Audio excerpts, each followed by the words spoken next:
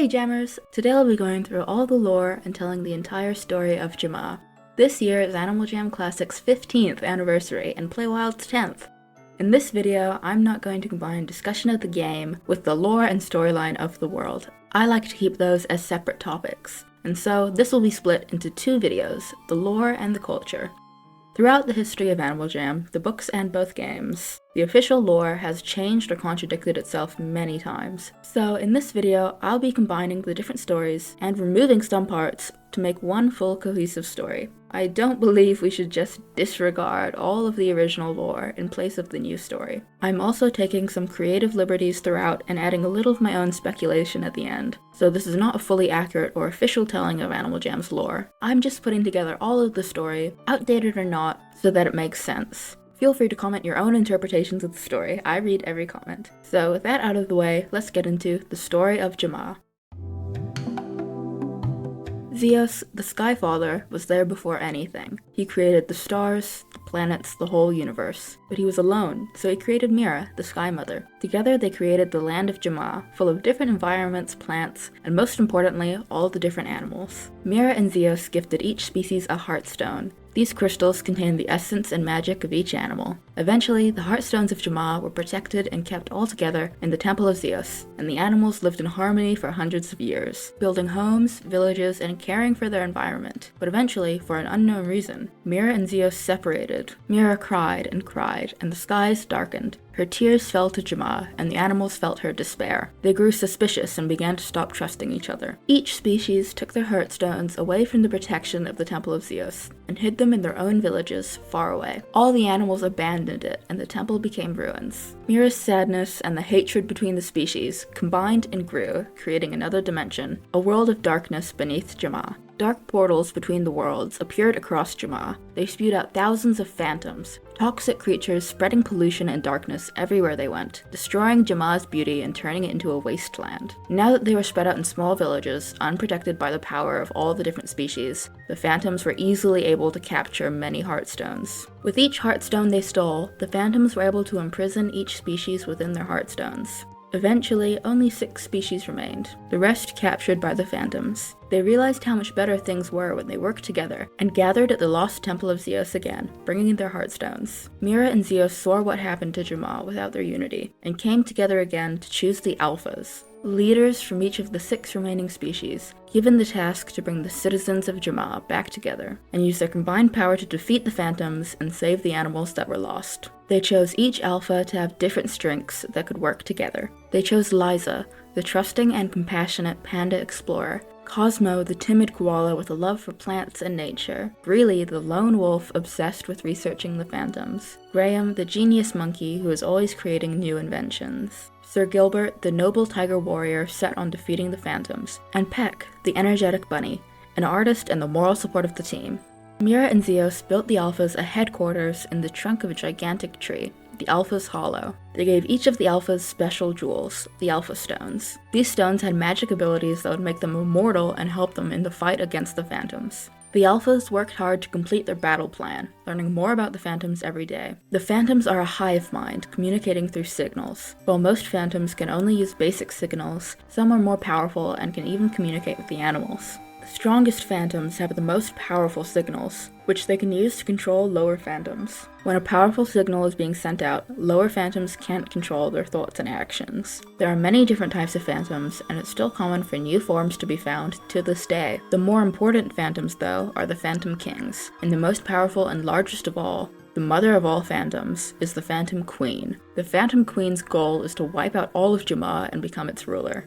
While surveying the lands, the Alphas soon discovered Tavi, a dolphin with no tail fin and a passion for music. While Graham built her a new prosthetic tail, Mira, Zeus, and the Alphas learned that she had been single-handedly leading the battle against the phantoms in the ocean lands. They gave her an Alpha Stone to help, and she became the lone Alpha for the underwater lands. At this point, the phantoms had taken over all of Jamaa, apart from the very center, the Temple of Zeus. the Alphas finally put their plan into action. Liza stayed behind in the Temple of Zeus to care for the remaining animals, while the other Alphas went into battle with any animals that could help them. They made great progress forcing all the Phantoms out of the surrounding lands, and they regained Yxmall Township, Serapia Forest, and Crystal Sands. New lands and heartstones continue to be recovered by the Alphas to this day. This is why we get a new animal and den each month. The Phantoms continued to be defeated and driven out of Yxmall, fleeing to the Phantom Dimension through their dark portals. Amidst the chaos of war, the Phantoms and their queen overtook Zeus, pulling him into a portal. Mira dove in after him as the portal closed, and they were both lost forever. They have never returned since, but some of their magic remained in Yxmall, along with one of Mira's feathers, which would later be immortalized inside of the Mira statue we know today.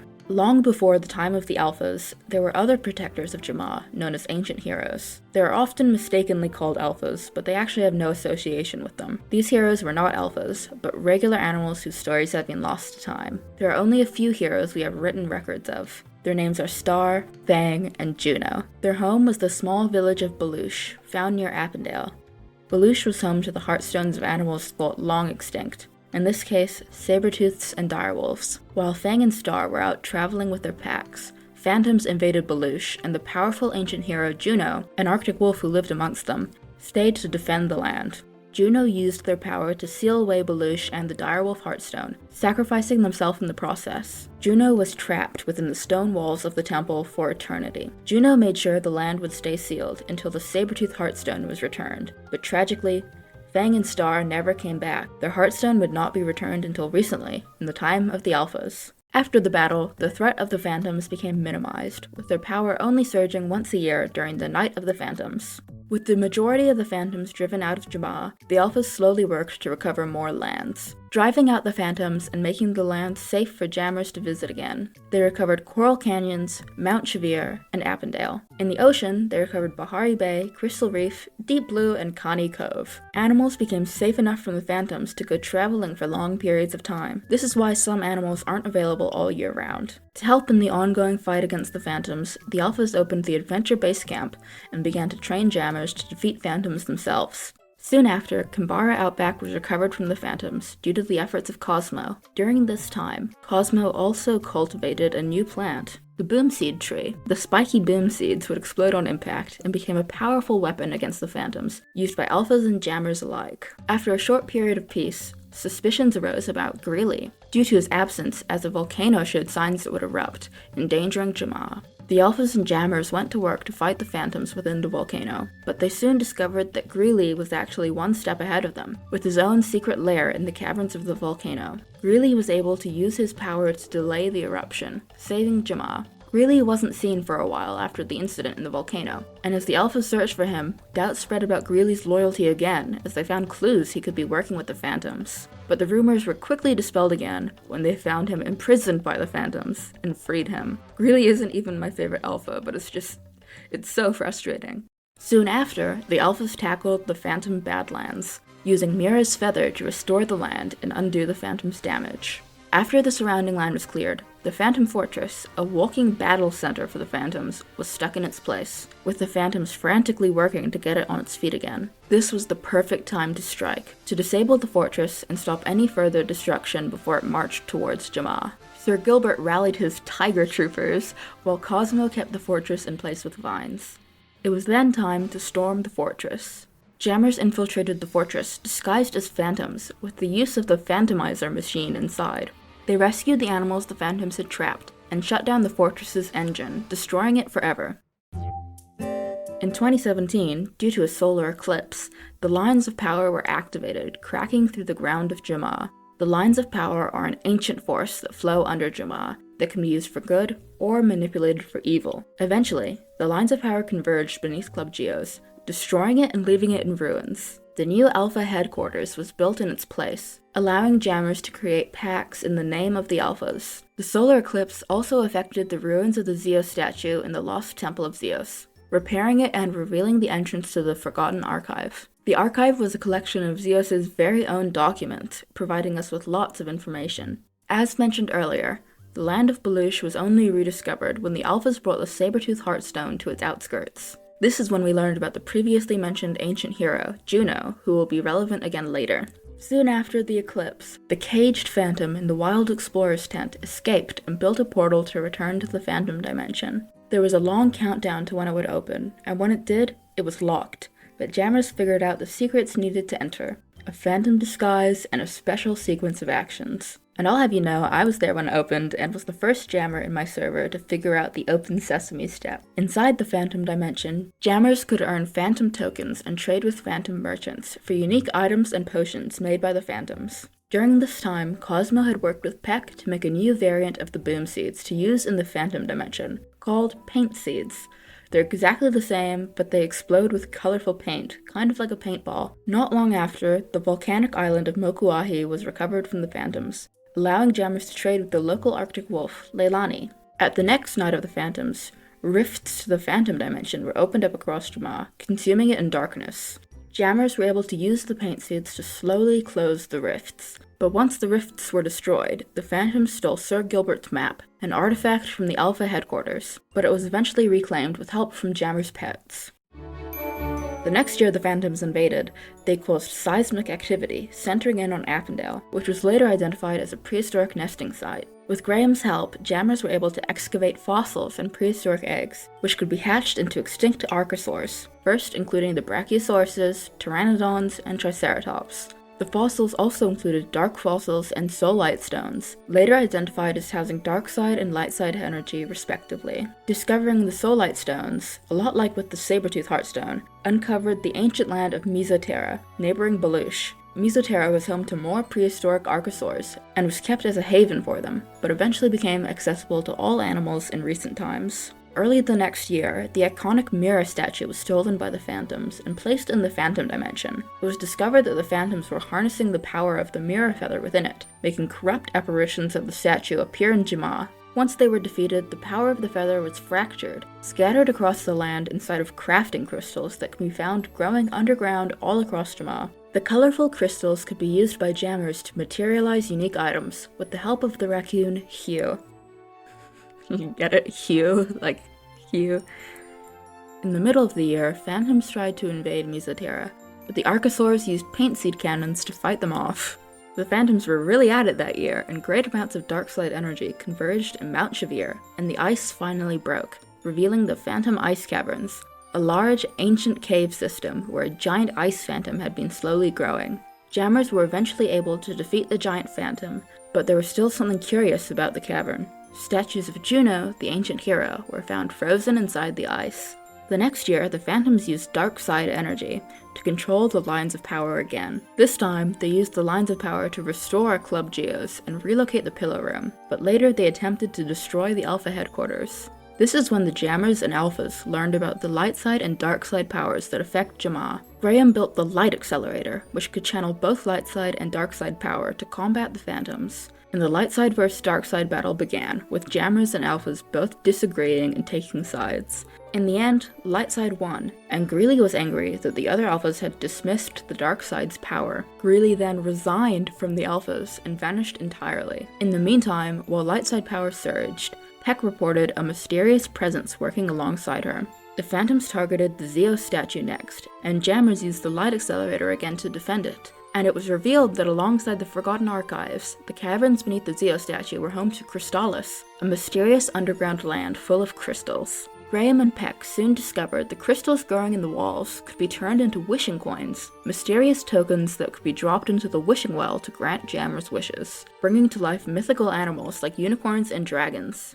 One of the portals in Crystallis eventually opened, with a note left by Greeley explaining the portal to be powered by the mysterious light-side presence mentioned earlier, revealing memories from the past. The memory in question was the Phantom Ice Caverns, giving Jammers access to the caves once more to relive the fight against the giant phantom. Greeley soon disappeared again to investigate. Peck was frustrated and concerned, and used dark side power to trap Greeley, discovering an entrance to the Phantom Dungeons, deep underground in Crystallis.